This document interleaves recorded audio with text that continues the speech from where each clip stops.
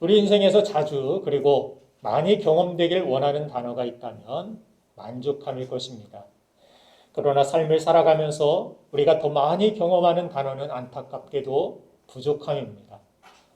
부족함은 우리를 앞으로 나아갈 수 없도록 우리를 멈춰서게 만들기 때문에 우리는 늘 부족함에 대하여서 노심초사하며 살아가고 있습니다. 부족함을 채우기 위해 열심히 노력해 보지만 우리가 다른 사람들에게 없어 보이지 않으려고 포장해서 그렇지 겉으로 보기엔 멀쩡해 보여도 개개인마다 무언가 부족함을 가지고 살아가고 있는 것입니다. 그것이 신체적인 것이 될 수도 있고 경제적인 것이 될 수도 있고 관계적인 것이 될 수도 있습니다. 또한 감사와 기쁨을 잃어버린 은혜가 메마른 우리의 심령이 될 수도 있을 것입니다. 하나님의 축복으로 충만함을 누리고 살았던 인간은 자신이 하나님처럼 살고자 하나님의 말씀을 버리고 하나님을 떠난 잘못된 선택, 즉 죄로 인해서 부족함이 없던 에덴의 축복을 잃어버렸습니다. 그로 인해 인간은 온갖 결핍 속에서 욕심을 끌어안고 더 많은 것을 차지하기 위해서 남의 것을 빼앗고 도둑질하고 살인하고 심지어 전쟁을 일으키기도 했습니다. 부족함이 갈등과 싸움의 가장 큰 이유가 된 것입니다.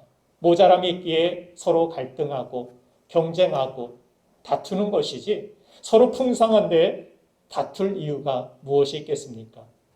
그런데 이 부족함이라는 것은 환경의 문제라기보다 우리 영혼의 내면의 문제이기 때문에 많은 것을 가져도 만족하지 못하고 부족함을 느끼며 늘 불만과 두려움에 휩싸여 살아가는 것이 충만함의 근원이신 하나님을 떠난 인간의 실존인 것입니다. 그래서 부족함 투성이인 내 자신이 중심이 되어 인생을 살아가면 내가 가용할 수 있는 자원만을 가지고 살아가는 인생이 되기 때문에 부족함에서 결코 우리는 자유할 수가 없습니다. 인간의 생명과 모든 복의 근원이신 하나님을 인정하지 않고 탕자처럼 아버지를 떠나 스스로의 능력을 극대화해서 내가 성취할 수 있는 그것을 가지고 인생을 살아가려고 하는 것, 그것을 성경은 죄라고 이야기합니다. 그리고 이제 내가 하나님의 자리에서 내려오는 것, 그것을 회개라고 이야기하고 아버지 집으로 탕자가 돌아가기로 결정한 것, 돌이키는 것, 그것이 회개입니다. 그리고 겸손히 예수 그리스도를 나의 구주로 믿음으로 능력이 무한대이신 하나님께 우리의 인생이 접속되는 것, 영원한 하나님의 접속되는 인생, 그것이 바로 구원이라는 것을 성경은 가르쳐주는 것입니다.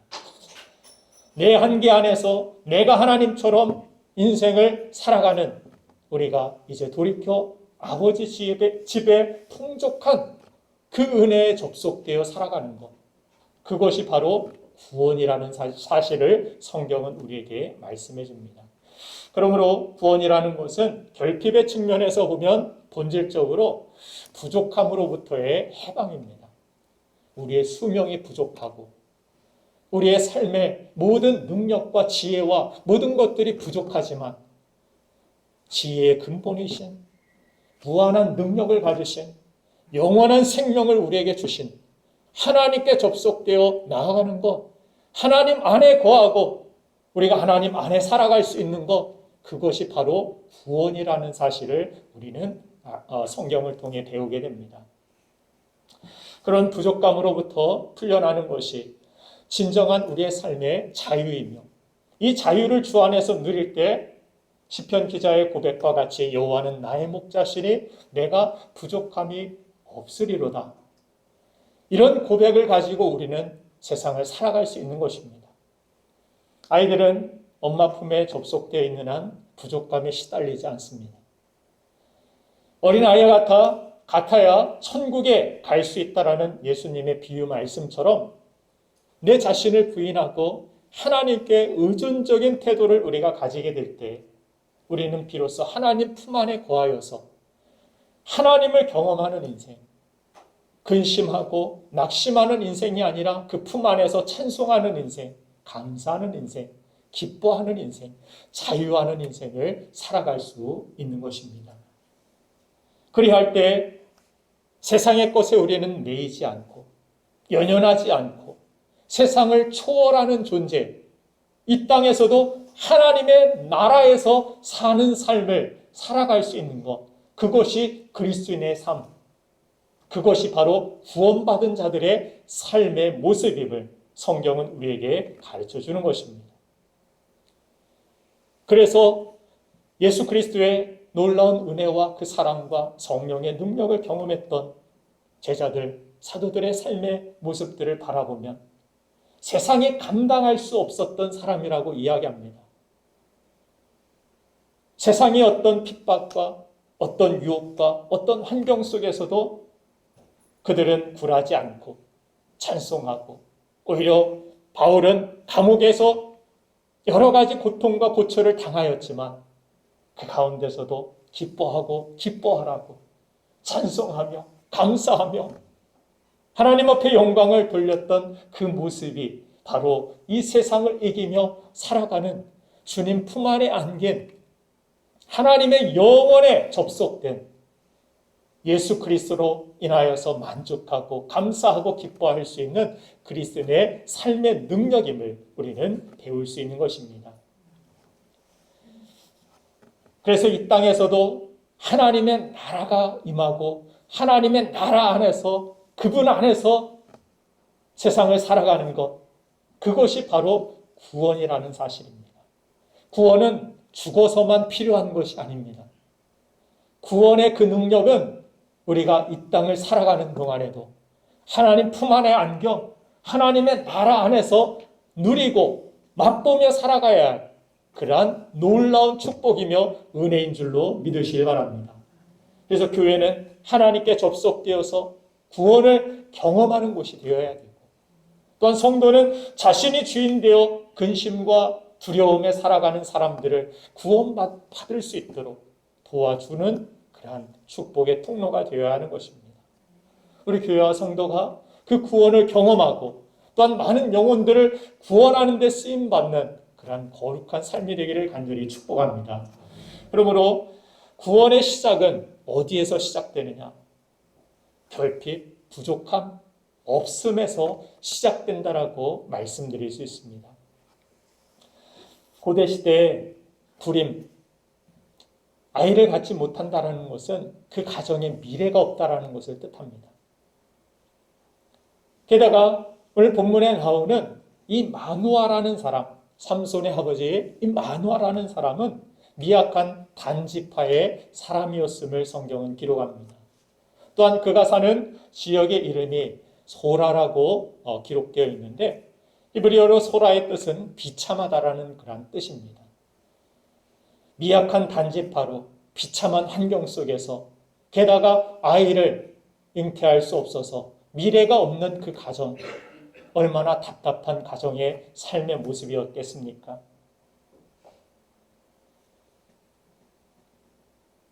그런데 이 가정의 모습을 비춰주기 전에 사사기 12장에 올라가 보면은 어떤 모습이 있습니까? 사사기 12장에 올라가 보면 사사 입산과 압돈으로 사사기 12장이 끝나고 있는 것을 봅니다. 그런데 이 사람들의 특징이 뭐예요? 자식 많이 낳았다. 사사기 12장 9절 말씀을 먼저 읽어보면 그가 아들 30명과 딸 30명을 얻었다라고 사사기 12장 9절에서 기록되고 있습니다. 이것이 사사 입산의 삶의 모습이었다라고 설명하면서 그 이후에 사사기 12장 14절 말씀을 보면은 사사 압돈이라는 사람이 나오죠. 그에게 아들 40명과 손자 30명이 있었다라고 성경은 기록하고 있습니다. 그런데 사사기 13장 삼손의 탄생이 기록되기 전에 마누의 가정을 비춰주면서 13장 본문 2절 말씀에서 어떤 말씀이 기록되고 있습니까? 같이 읽겠습니다. 시작. 소라 땅에 단지파의 가족 중에 마누아라 이름하는 자가 있더라. 그의 아내가 임신하지 못함으로 출산하지 못하더니. 마누아의 가정은 없음이었습니다. 모든 것이 없었습니다. 집안 환경도 배경도 가지고 있는 것도 자신의 능력도 어떻게 할 수 없는 그러한 지경에 미래를 바라볼 수 없는 모든 것이 없는 것 투성이인 삶, 그것이 마누아의 가정의 삶의 모습이었습니다. 그 이전에 오히려 풍성한 그러한 어떤 열매와 결과와 또 자녀들을 가지고 있었던 입산, 앞돈 이런 사사들과 비교해 보면서 하나님의 놀라운 구원이, 이스라엘의 구원이 어느 가정에 임하였고 하나님이 어떤 방법으로 어떤 가정을 통하여 어떤 삶을 통하여 일하시고 계신지 오늘 우리에게 보여주시길 원하시는 것입니다. 오히려 이스라엘의 구원이, 놀라운 하나님의 영광이 임하였던 곳은 풍성함, 많음이 아니라 바로 부족함, 없음, 숫자가 적음, 이곳에 하나님의 구원이, 하나님의 역사가, 하나님의 능력이 임하였다라는 사실, 이것을 우리는 꼭 기억하고 살아야 하는 것입니다. 그러므로 우리가 가진 것이 없고 우리가 능력이 부족하고 우리가 숫자가 연약하다 할지라도 그것은 오히려 절망이 아니라 희망이라는 사실을 우리는 기억해야 합니다. 없음은 하나님의 구원이 시작될 기적의 자리가 될 수 있음을 우리는 기억할 수 있어야 합니다. 없음 때문에 우리가 절망하고 원망하고 안타까워만 하고 있을 것이 아니라 이곳에 하나님이 임하시길, 또 하나님이 일하시기 가장 적절하고 가장 알맞은 그런 자리가 될 수 있다는 사실, 이것을 우리는 없음의 자리에서 인식하는 모습이 있어야 하는 것입니다. 이스라엘 백성의 수가 많고 강하기 때문에 하나님이 택하신 것이 아니라 오히려 적고 연약한 민족이라 하나님께서 말씀하신 것처럼 하나님의 구원은 이런 약함, 없음의 자리에서 시작되는 것임을 우리는 알아야 합니다.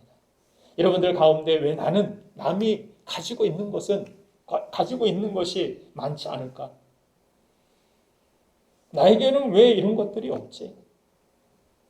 항상 뭔가가 섭섭하고 서운하고, 하나님은 풍성한 하나님이시라고 하시는데 왜 나는 이렇게 부족한 자녀의 모습으로 살아가고 있는 것인지,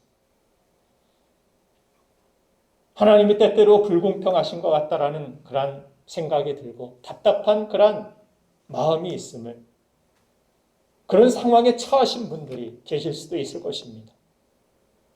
마누아의 가정처럼 자녀가 없고 돈이 없고 젊음이 없고 능력이 없고 도와줄 사람도 의지할 사람도 없고 미래도 희망도 없고 사사기의 이 상황처럼 하나님의 영광이 사라진 것 같은, 교회의 영광이 다 사라진 것 같은 부흥이 없는 없음의 이 상황에서 하나님의 구원은 다시 시작될 수 있다는 사실을 우리는 깨달아야 하는 것입니다.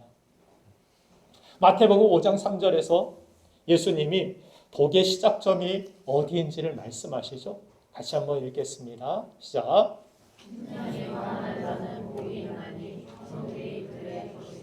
아멘. 복이 어디에서 시작되느냐? 심령의 가난함부터 시작된다라고 예수님이 말씀하십니다.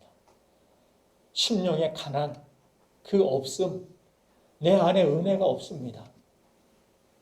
우리 교회에 은혜가 없습니다. 우리 가정에 은혜가 없습니다.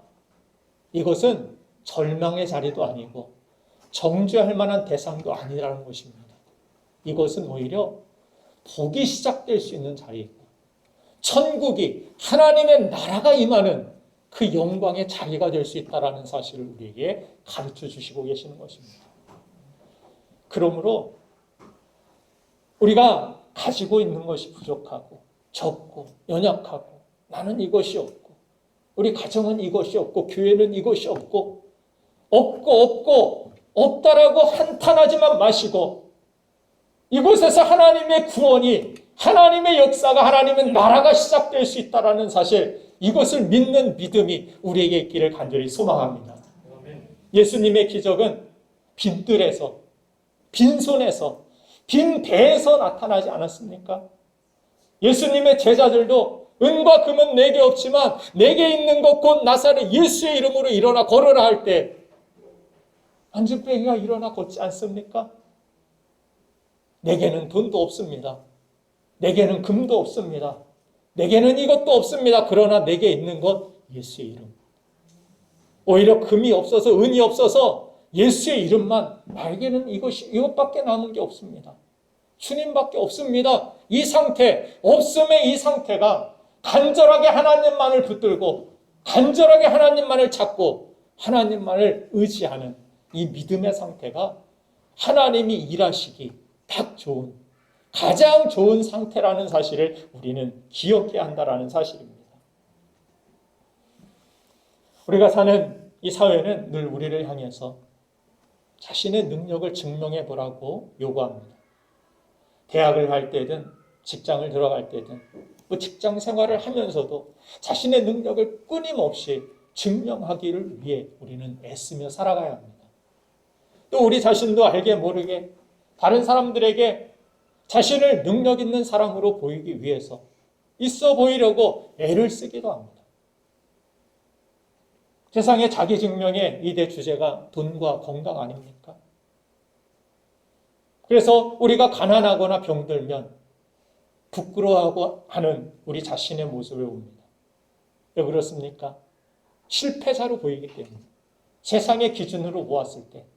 그래서 없는 힘을 쥐어 짜내면서 자기 입증하려고 하고 자기를 증명하기 위하여서 가면을 쓰는 그러한 모습, 이것이 시험이고 이것이 유혹이라는 사실을 성경은 이야기합니다. 사람들은 항상 전제를 이야기합니다. 네가 만일 하나님의 아들이거든 십자가에서 내려오라. 자신을 증명해 보라는 것이며 너의 능력을 한번 보여봐라. 마귀의 유혹의 패턴은, 시험은 항상 동일한 것입니다.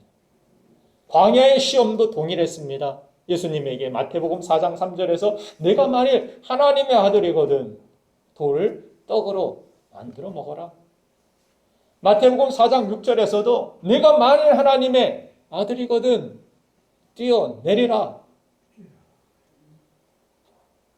네 증명하라는 것입니다. 자신을 증명하기 위하여서 자신의 힘을 붙들고 자신의 능력을 부여잡고 살다 보면 열심히 사는 건 좋지만, 준비하며 사는 건 좋지만, 그러다 보면 어느새 하나님은 놓쳐버리고 내 열심만 남고 내 능력만 부여잡고 그렇게 살아가다가 지치고 상하여지고 오히려 실패하는 우리 자신의 모습을 발견할 때가 더욱 많은 것입니다. 내 자신을 증명하라.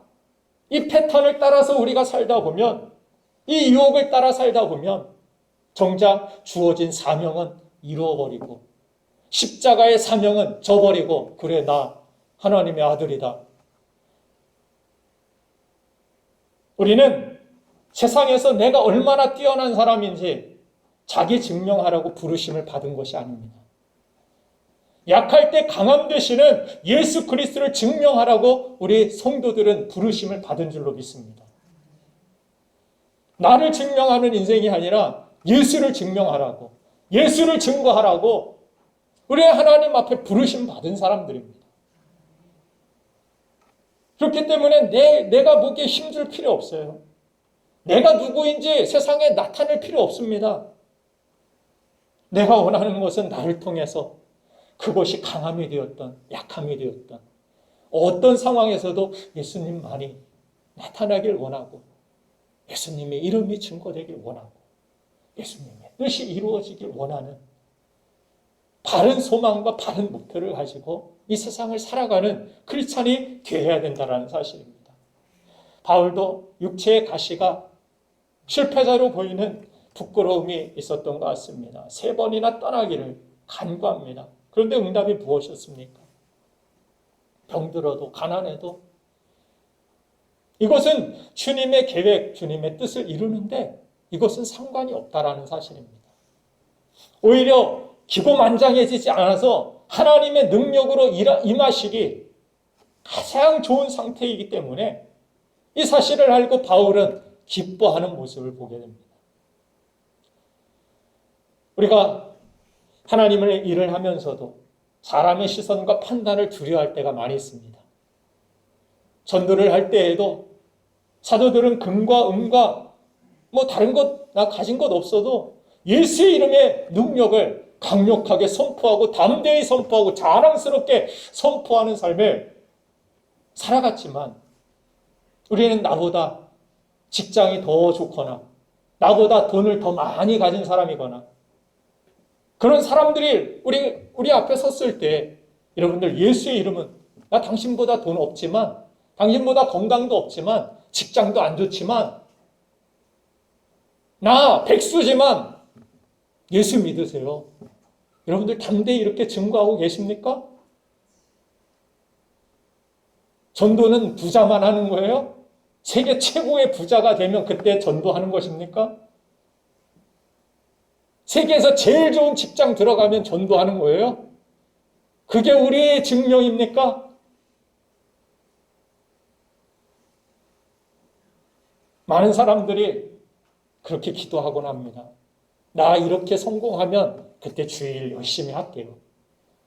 나 이렇게 직장에 들어가고 멋지게 이런 성공을 하고 돈이 이렇게 많고 부자가 되면은 주님이 이렇게 도우셔서 주님의 역사, 영광을 이렇게 자랑할게요. 아닙니다.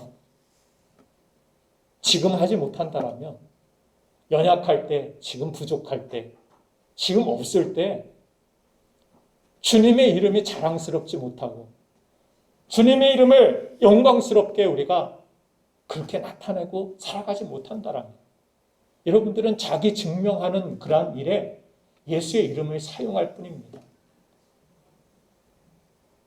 우리는 병들어도 연약해도 돈이 있어도 없어도 모든 상황 속에서 내 증명이 아니라 예수의 이름을 증명하는 인생을 살아야 합니다. 사도들이 제자들이 주님을 따른 신실한 믿음의 삶을 살았던 사람들이 다 그렇게 살아간 거예요. 그래서 그것이 두렵지가 않았습니다. 돈 없음, 건강 없음, 죽음이 눈앞에 와도 두렵지 않아요. 나 하나님 품 안에 있으니까. 하나님이 나를 사랑하니까. 그걸로 만족하는 거예요. 그걸로 감사하는 것입니다. 그 기쁨을 전하는 거예요. 그 기쁨을 막 증거하는 것입니다. 그게 전도예요. 근데 주님 안에서 우리의 믿음이 그저 돈에 걸려 있고 환경에 걸려 있으면 내 자기 증명에 걸려 있으면 창피합니다. 사람들 앞에서. 그런 것에 우리의 믿음이 걸려 있다라면 자기 증명하는데 우리의 믿음이 있다라면 내가 초라해 보이고 쪼그러져 보이면 다른 사람들 앞에서 그냥 예수의 이름 꺼내지도 못하고 부끄럽게 여기고 오히려 주님의 이름은 그렇게 여러분들 형편에 따라 부끄럽게 여겨질 만한 이름이 아닙니다. 어떤 상황, 어떤 환경 속에서도 주님의 이름은 가장 높고 가장 영광스러운 이름이 되어야 될 줄로 믿습니다. 그래서 다윗과 골리앗의 싸움도 보면은 너는 칼과 창과 단창 다 가지고 있지만 갑옷도 튼튼한 거 있고 힘도 세고 키도 크고 그 앞에서 다 벌벌 떨고 있죠.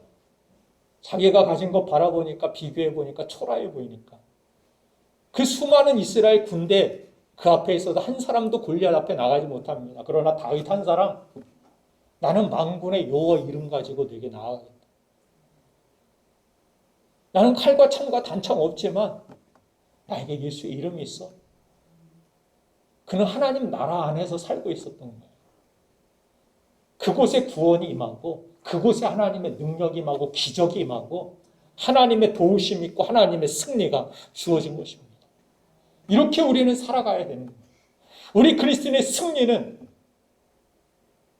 내가 가진 것, 있고 없고에 있는 것이 아니라 하나님께 있다라는 사실, 그 하나님을 의지하는 믿음 안에 우리의 승리가 있다는 사실을 우리는 꼭 알아야 하는 것입니다. 그래서 오히려 많음보다 없음을 통하여 일하시기를 기뻐하신 하나님. 왜?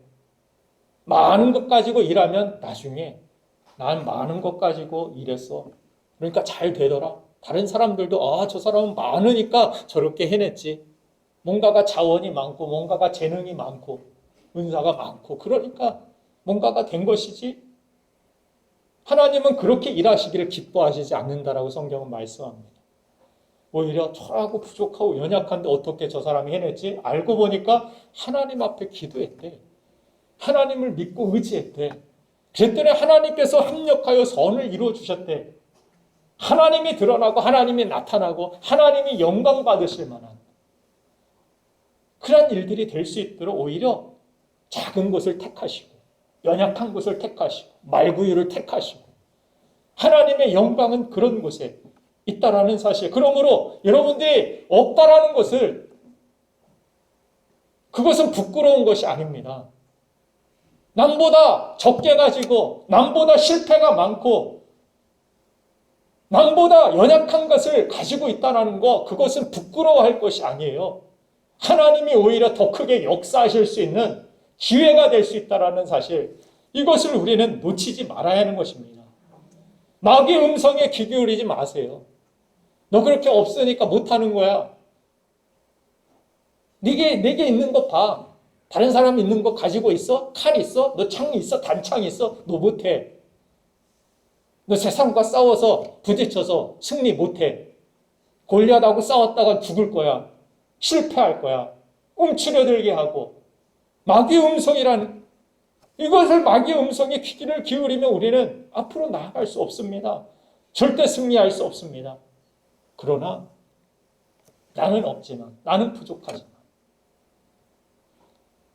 내 삶을 통하여서 소모는 막대기를 통하여서도 일하실 수 있는 하나님, 하나님의 놀라운 능력과 역사를 나타내실 하나님, 이 하나님을 우리가 신뢰하고 이 하나님 안에 거하고 이 하나님께 연결되어 있다라면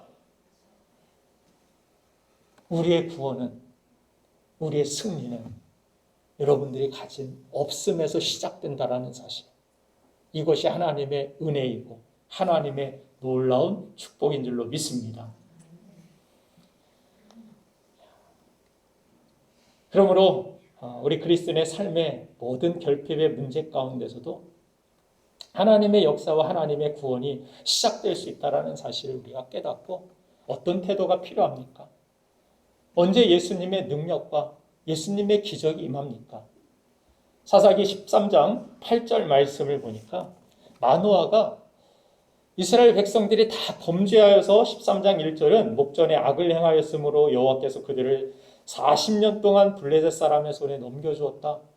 계속해서 고통받고 곡식만 농작하면은 블레셋 사람들이 다 걷어가고 추수 때에 아무것도 남지 않는 그런 노예와 같은 인생을 살았던 그것이 40년이나 지속되었던 희망 없던 그 시대에 하나님 앞에 믿음을 지키기 정말 어려운 시대에 8절 말씀을 같이 한번 읽어보겠습니다. 시작. 마노아가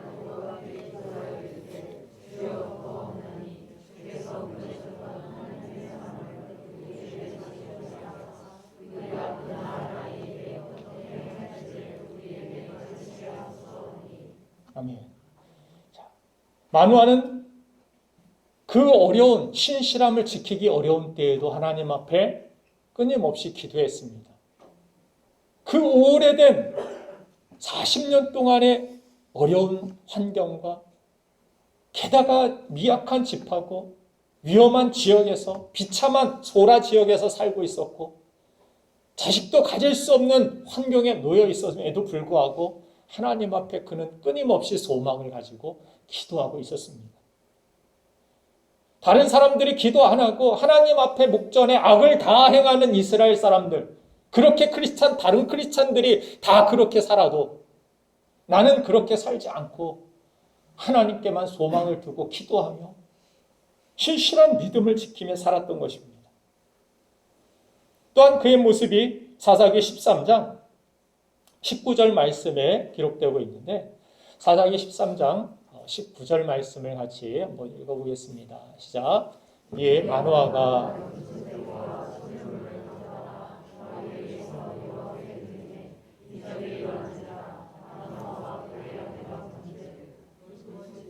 아멘. 자, 하나님의 말씀이 그 가정에 임하고 자녀가 태어날 것이라는 여호와의 사자가 그 가정에 말씀을 주십니다. 그때 그가 행하였던 반응이 무엇입니까? 하나님 앞에 그 말씀을 보내주신 하나님께 감사의 의미로 염소 새끼를 잡아와서 제단에 드리고 하나님 앞에 예배를 드린 그의 삶의 모습, 이곳에 하나님의 기적이 임했다라고 19절은 기록하고 있습니다. 이적이 임하였고 하나님께서 받으셨다라는 그러한 증거로서 이런 불꽃이 제단에서부터 하늘로 올라가는 그런 모습을 보여주셨습니다. 무슨 말입니까? 염소 새끼, 그 어려운 시대에 그 새끼를 잡는 것은 정말 어떻게 보면은 그 가정에 너무나도 큰 헌신이었고 어떻게 보면 불가능할 수도 있을 만한 그러한 상황이었을 것입니다. 그럼에도 불구하고 하나님 앞에 그는 신실하게 예배하며 그 믿음을 지키며 하나님을 향하여서 모든 영광을 돌리는 믿음의 삶을 살았음을 성경은 기록해주고 있습니다. 모두가 하나님 목전에 악을 행하여도 나는 하나님 앞에 예배자로 살아가리라. 나는 하나님 앞에 기도하며 살아가리라. 이런 믿음의 삶 위에 하나님의 구원이 없음에도 불구하고 모든 것이 황폐하였음에도 불구하고 하나님의 구원과 하나님의 응답과 역사가 그 가정에 있었음을 성경은 우리에게 보여주고 있습니다.